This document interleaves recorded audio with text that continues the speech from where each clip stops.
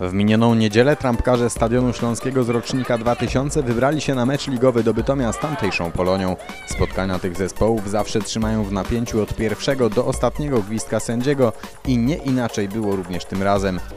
Mecz, co biorąc pod uwagę upalną pogodę nie dziwi, początkowo nie toczył się w zbyt szybkim tempie. Chorzowianie zdawali się nie pokazywać pełni swoich możliwości, co skrzętnie wykorzystywali poloniści mocno zdeterminowani do zdobycia pierwszego gola.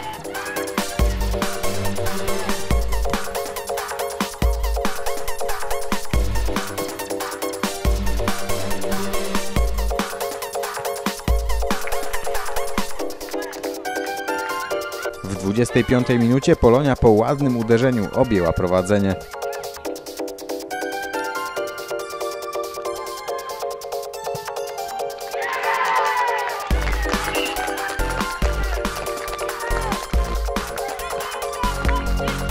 W końcówce pierwszej odsłony Stadion wreszcie nacisnął Bytomian trochę mocniej, co poskutkowało groźnymi okazjami pod bramką Polonii.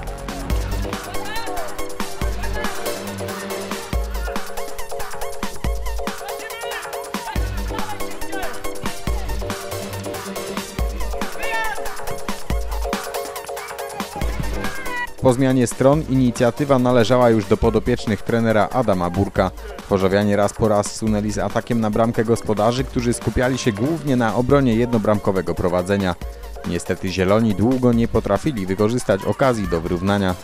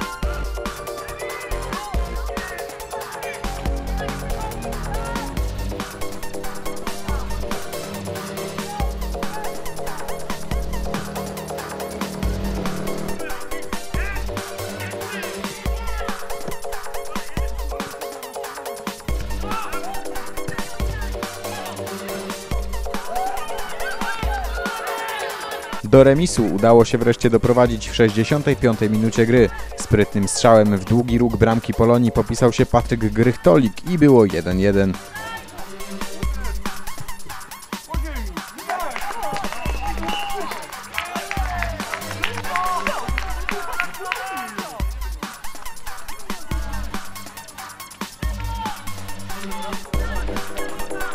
Chorzowianie nie byli usatysfakcjonowani remisem i do końca dążyli do zdobycia zwycięskiej bramki. Z kolei poloniści wykorzystywali zaangażowanie Stadionu w ofensywę i wyprowadzali groźne kontry.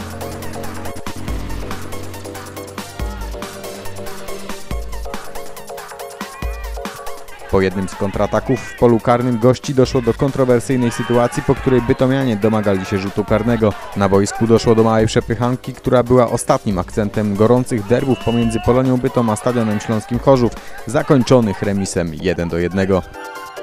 W drugiej części meczu byliśmy naprawdę ciekawym zespołem, jeśli chodzi o ofensywę. Niestety zabrakło skuteczności, zabrakło przede wszystkim odpowiedniego zaangażowania w pierwszej części meczu. Zabrakło nam przede wszystkim rozszerzenia skrzydłowych i bocznych obrońców.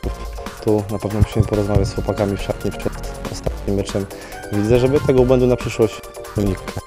Na pewno trzeba też podkreślić, że w defensywie też nie zagraliśmy dzisiaj zbyt dobrego spotkania. Ale myślę, że najważniejsze, że ci chłopcy stwarzają sytuacje podbramkowe, bo to jest nasz cel, tak chcemy grać, a skuteczność, miejmy nadzieję, przyjdzie z wiekiem.